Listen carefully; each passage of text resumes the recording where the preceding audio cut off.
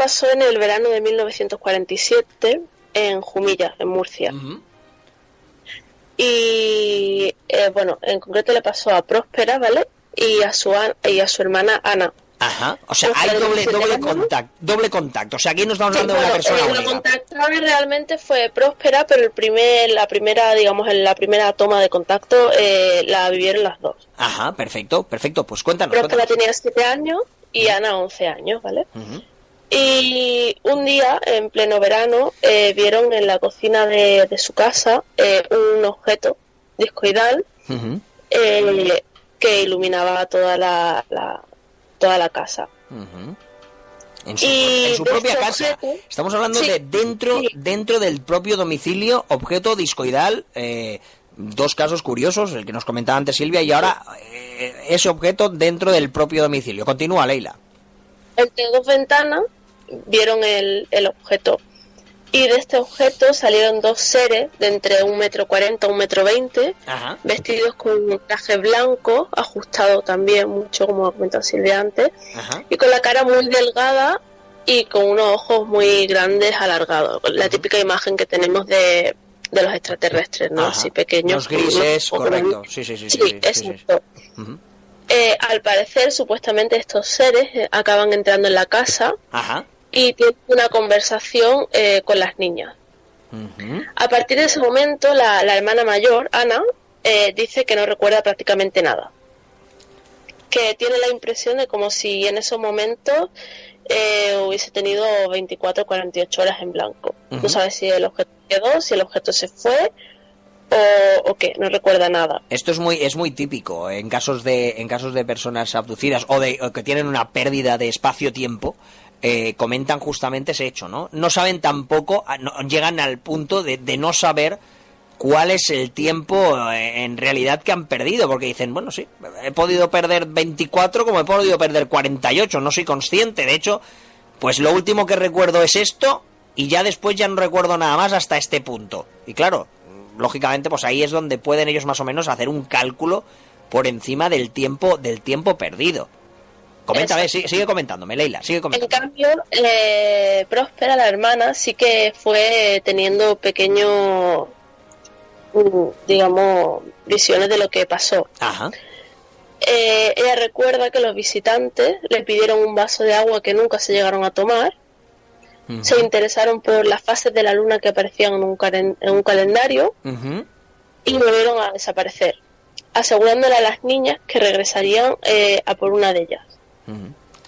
A partir de que desaparecen estos seres, sí. En su casa empiezan a pasar cosas raras en la cocina. Uh-huh. La comida se empieza a pudrir antes de tiempo, las puertas no se cierran bien. Ajá. Como si hubiesen dejado una radiación. Claro, sí, de radiación, correcto, sí. Uh-huh. Uh-huh. Curioso. Y al cabo de 4 días vuelven a aparecer llevándose a Próspera, uh-huh. a la hermana pequeña.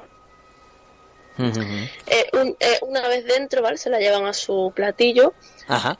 Una vez dentro, ella dice que le enseñan una pantalla como si fuese de cine. Ajá. Donde ve escenas cotidianas de ella y de su familia. Ajá. Durante de esos 4 días, como si lo hubiesen estado grabando. Ajá. Y luego lo único que recuerda luego es que la llevan a una camilla, sí. Como en otros muchos casos, sí. Le hacen pruebas médicas y le instalan una microcápsula en la base del cuello.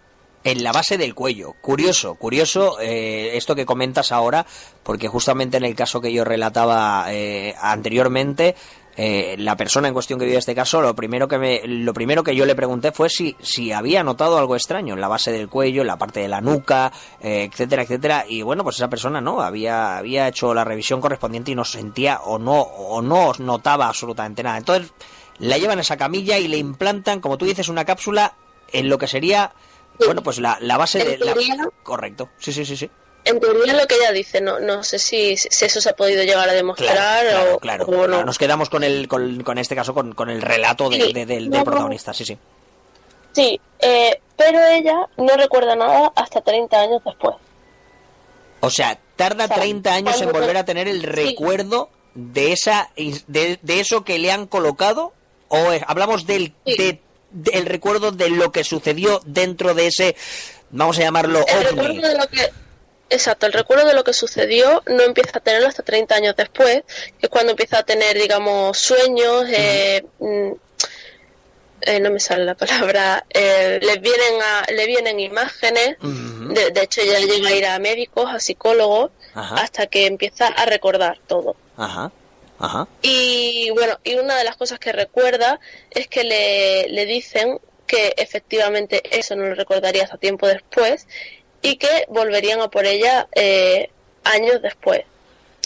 O sea, se dice también, entendemos que 30 años antes, en este caso, esos mismos seres que en principio y a priori le implantan ese, vamos a llamarlo chip o vamos a llamarlo cápsula en la nuca, le dicen que hasta un tiempo después no volverá a recordar nada de lo que haya sucedido, y a los 30 años lo recuerda y ya da por hecho que en el propio recuerdo va intrínseco el hecho de que van a volver por ella, ¿no?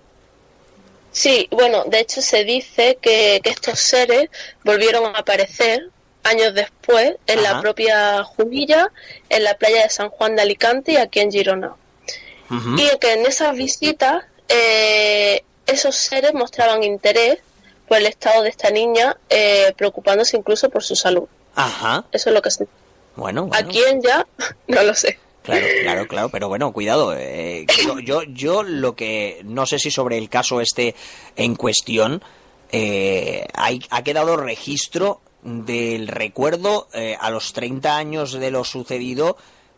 ¿Qué es lo que recuerda a ella de esa estancia en ese objeto volador no identificado? ¿Y qué tipo de pruebas se le hicieron? ¿Eso fue capaz en algún momento algún investigador de registrarlo o inclusive ella anotarlo o tenerlo anotado, o simple y llanamente recuerda que le instalaron algún tipo de objeto en la nuca y ya está? Eso es lo que ella recuerda. Luego, contrastando con su hermana sí que le afirma de que ella vivió también la aparición de esos seres en su casa, porque eso ella ni siquiera lo recordaba. Pero luego empezó... Sí, explícame, Leila. Sí. Luego empezó también a buscar más información y a ir a congresos de abducciones, de conferencias de ovnis, y a tratar con gente del tipo...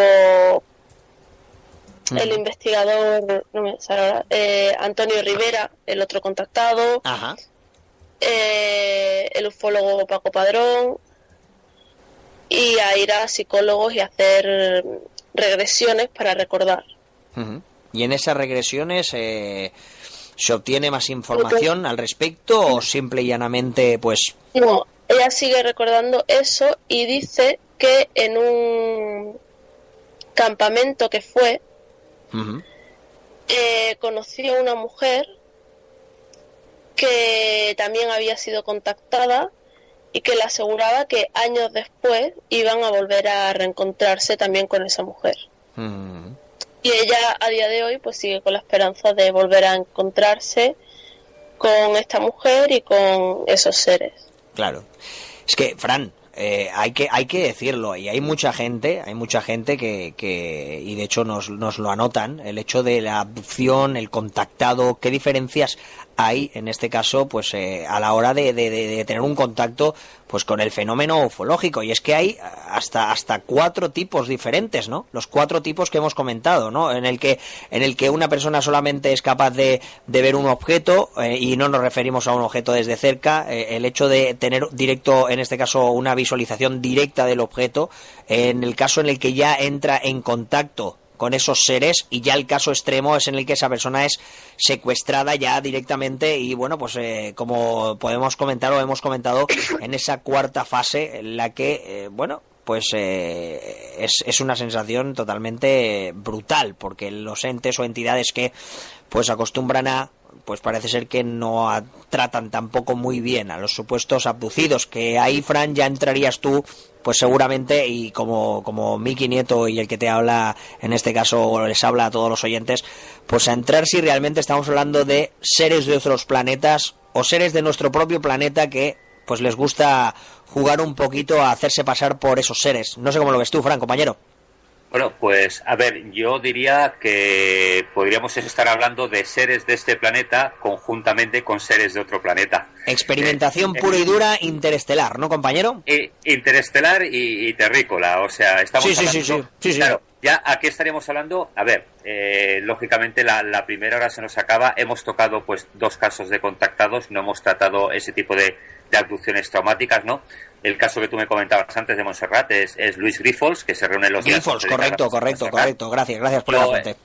He conversado con él varias veces y, bueno, él sí que evidentemente dice que es contactado. Yo he visto cosas curiosas, cuanto menos, y él siempre comenta que está esperando el gran encuentro, ¿vale? O sea, que no son de estos que reconoce que ha tenido el gran encuentro, ¿no? Él siempre dice que lo está esperando. Pero mira, yo creo que este tema hemos tocado 2 casos muy diferentes y la semana que viene no, porque vamos a tener a nuestro compañero Jordi Conta, que no pudimos tener la semana que viene. Ajá, pero yo creo que de aquí 2 semanas podríamos darle una segunda parte, contactados y abducidos, donde ya podríamos entrar directamente a hablar de temas conspiratorios, la segunda parte del MK Ultra, aquella de los implantes de falsos recuerdos, y podíamos seguir hablando ya no de estos 2 casos que hemos tenido hoy, que más o menos serán 2 casos amables, sino de los casos más duros de las abducciones. Yo voy a hacer un apunte y esta semana nos hubiera gustado haber contado con nuestro compañero Noé Álvarez desde México para explicarnos un poquito sobre el fenómeno de las abducciones. No ha sido posible por motivos personales, pero sí que tengo pendiente con él tratar lo que, no sé si habéis estado al corriente y la audiencia está al corriente de lo que ha sucedido esta semana en México. Esta semana en México ha sucedido algo tan increíble como un descontrol rotundo, total y absoluto del clima. Ha llegado a nevar inclusive en Jalisco. Ha llegado a haber vientos huracanados que incluso han habido muertes. He podido incluso acceder a imágenes de archivo en las que, carteles literalmente de publicidad en columnas caían literalmente encima de vehículos y los aplastaban en plena autopista. Y todo esto repentinamente, nadie lo esperaba. De golpe y porrazo empieza a llover de una manera huracanada cuando el cielo está claro y no hay ninguna nube en el cielo. De golpe y porrazo empieza un viento increíble, etcétera. Y yo pues tengo ganas de poder hablar con Noé Álvarez y que él, en este caso siendo de allá, del propio Distrito Federal, pues nos explique lo que está sucediendo allá y qué sensación tiene. Y como bien ha comentado Fran, el tema de la conspiración MK Ultra, Proyecto HARP, etcétera, pues pueden tener algo muy interesante detrás de todo esto y estoy seguro de que nuestro compañero Noé Álvarez podrá participar con nosotros en el día de hoy. Fran, compañero, ¿qué te parece si aprovechamos, ya que estamos tratando sobre estos temas tan peculiares, y añadimos a esta tertulia, a esta mesa, a nuestro compañero Juan Pablo Loaiza? ¿Vamos allá, compañero? Claro, por supuesto. Primero sí que hemos lanzado, como siempre, una encuesta en Twitter y que Leila comente brevemente qué han comentado nuestros seguidores. Pues Leila, compañera, el micrófono es todo tuyo y qué han comentado los oyentes con respecto a esta encuesta, compañera. Sí, bueno, 1 hora antes de comenzar el programa preguntaba que si creían que había habido personas abducidas por extraterrestres y el 75% dice que sí y un 21% dice que no, que son fraudes.